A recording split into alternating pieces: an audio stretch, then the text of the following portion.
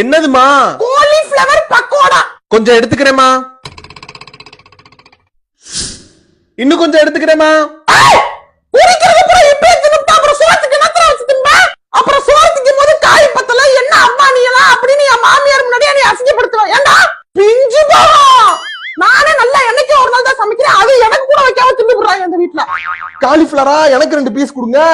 இந்த வந்துட்டாரு இந்த வீட்டோட பெரிய லங்கோடு லபக்கு. வாங்க சார் வாங்க. என்ன காலிஃபிளவரா?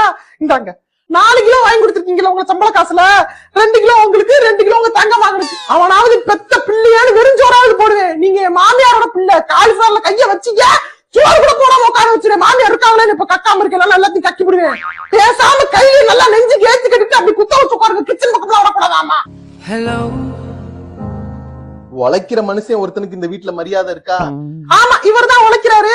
நாங்கெல்லாம் இப்படி கால் மேல கால் போட்டுக்கிட்டு நல்ல ஜாலியா